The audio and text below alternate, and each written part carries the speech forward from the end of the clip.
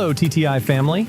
Today we're heading deep into the wilderness with the talented crew at Lesnoy Craft, where one determined man decides that normal hobbies are overrated and casually builds an entire stone cabin alone in the forest.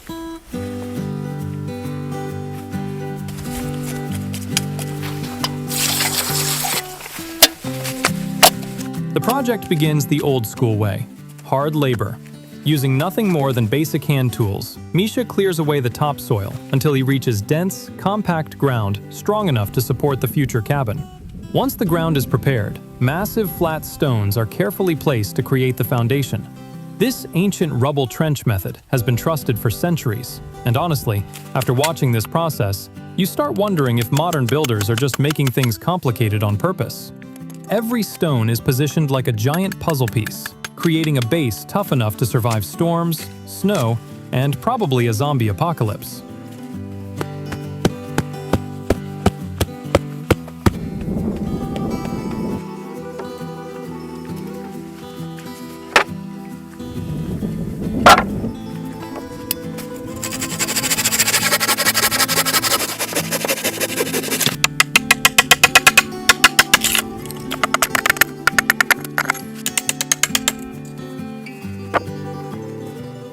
With the foundation complete, Misha installs thick wooden beams across the stone walls to form the floor structure. Wide planks are added next, turning the rough base into a solid working platform. Before moving upward, he lays down a waterproof barrier to stop moisture from creeping into the wood.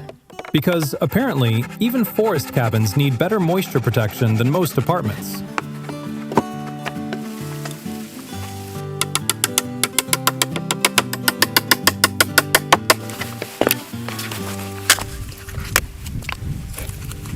Now comes the truly impressive part, the stone walls. Using a mixture of clay, sand, and mortar, Misha slowly builds thick, durable walls by hand. Large stones shape the exterior, while smaller rocks fill the center, locking everything together into one incredibly sturdy structure. Every layer is leveled with patience and precision. No shortcuts, no rushing, just craftsmanship that feels straight out of another century.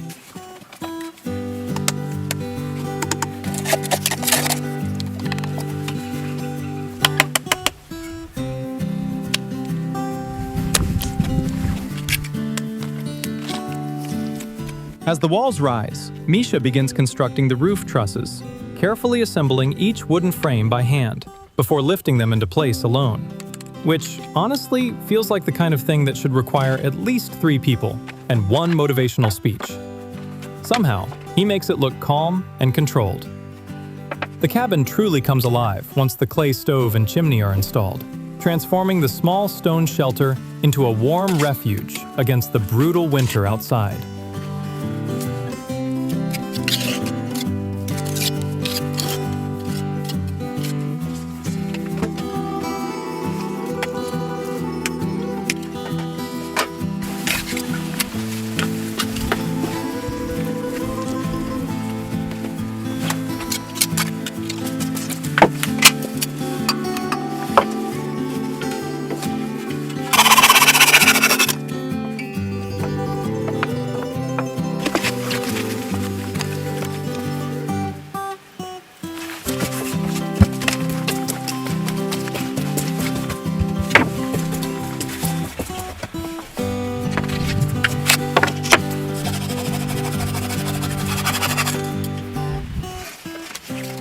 As winter tightens its grip around the forest, Misha moves into the next phase of the build, transforming the rugged stone shelter into an actual livable cabin instead of a very fancy pile of rocks. The first priority is strengthening the lower masonry joints and finishing the cabin's threshold, sealing weak points before the harsh weather can test his work.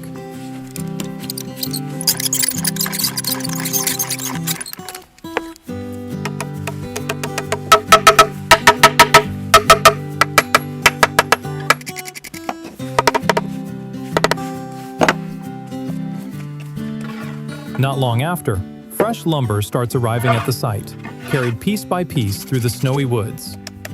Most people complain about carrying groceries from the car, while this man is hauling timber through a mountain forest like it's a casual afternoon workout.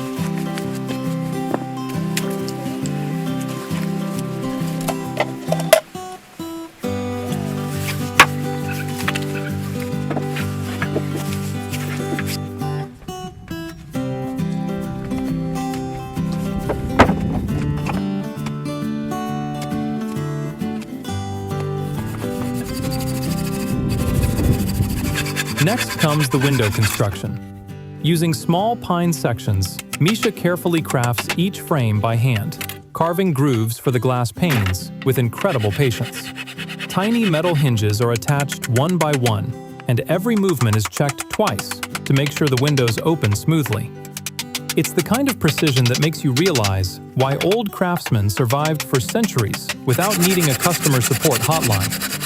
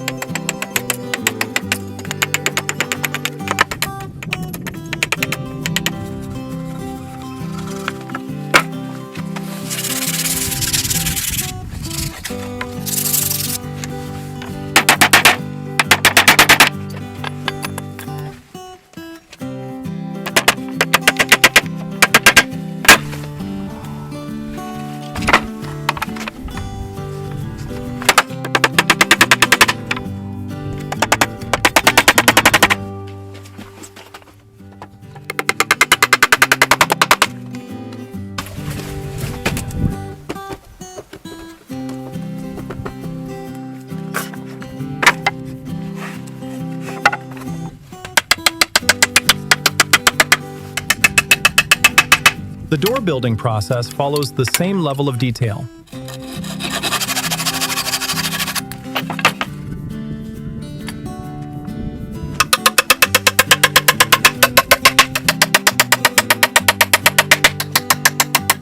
Narrow wooden strips are shaved smooth with a knife to create clean edges and tight joints. Once prepared, the pieces are assembled into a sturdy rectangular frame that slowly becomes a heavy cabin door.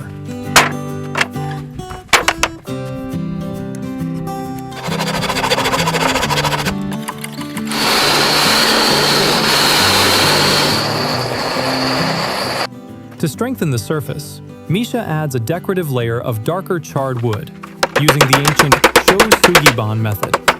Not only does it look beautiful, but it also protects against moisture, insects, and probably judgmental squirrels. But the real masterpiece might be the handmade wooden lock.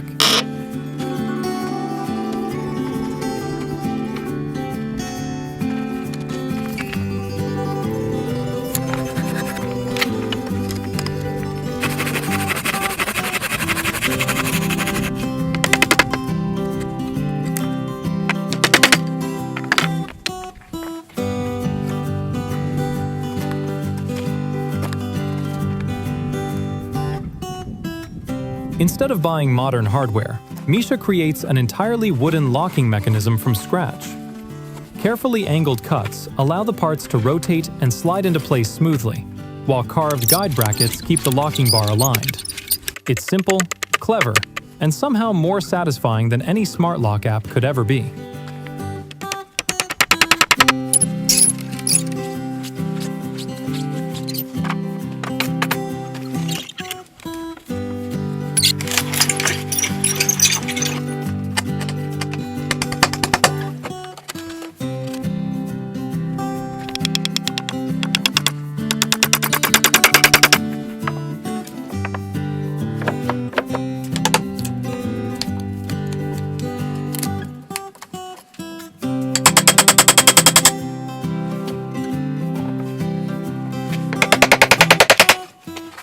With the exterior complete, attention finally shifts inside the cabin.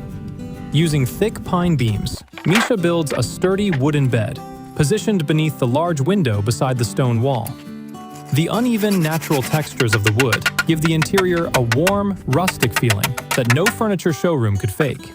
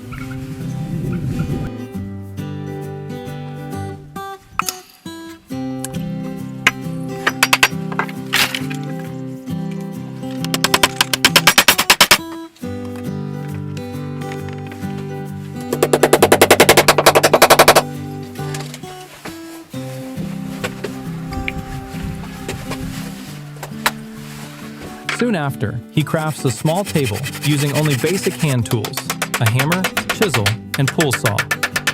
Like everything else in this build, it's practical, durable, and built with patience rather than shortcuts.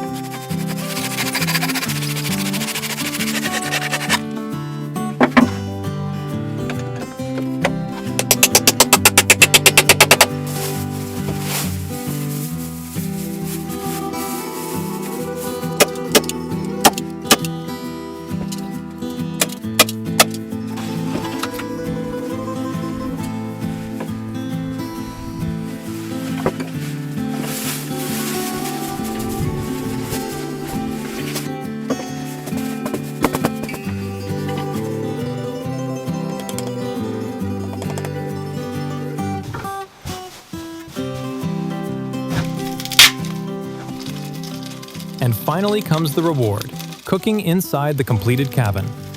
Misha fires up the small cooktop near the window.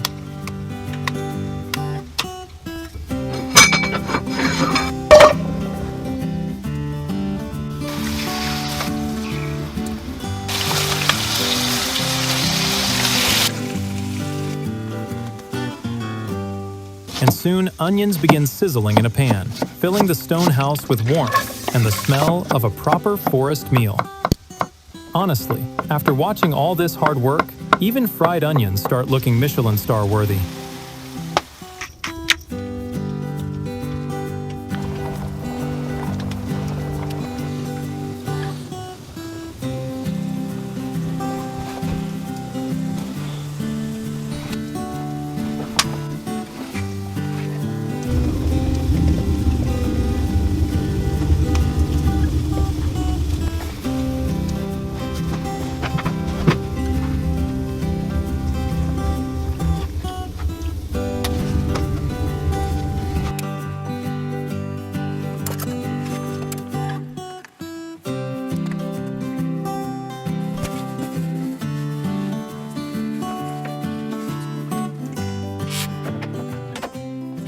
As spring arrives and the snow begins to melt, the project expands once again. Misha starts building a stone terrace outside the cabin, leveling the uneven ground, digging trenches, and setting wooden posts into place. Even after completing an entire stone house alone, apparently this man still wakes up and says, "You know what this needs? More construction."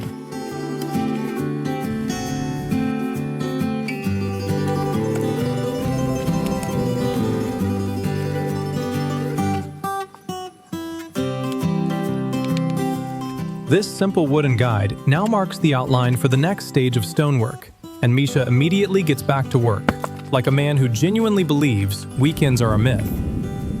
Carrying buckets of clay and soil from nearby ground deposits, he mixes together a natural mortar by hand to secure the terrace foundation. No cement trucks, no noisy machines, just mud, muscle, and an unbelievable amount of patience. With the mixture ready, Misha begins laying the first row of heavy stones along the slope. Each rock is carefully selected for its flat shape and solid weight, helping create a retaining wall strong enough to hold back the hillside. One by one, the stones are pressed into the clay like pieces of an enormous outdoor puzzle. Honestly, it looks less like construction and more like nature hired its own architect.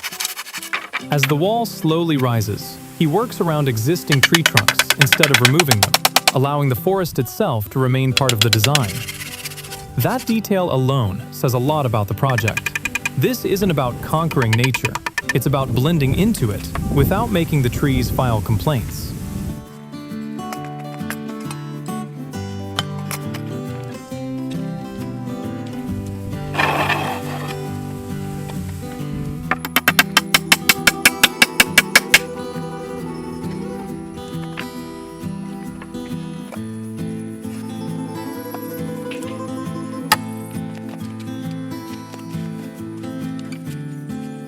What makes Misha's work so memorable is that everything serves a purpose, while still carrying beauty. Nothing feels excessive, fake, or disconnected from nature. Every object has a story, Every material has a place, and every detail contributes to the atmosphere of calm surrounding the cabin. In the end, this isn't just a stone house in the forest. It's a reminder that craftsmanship, patience, and simplicity still have the power to create places that feel timeless. And somehow, Misha manages to do all of it alone, quietly building fairy tale retreats while the rest of us struggle to keep houseplants alive.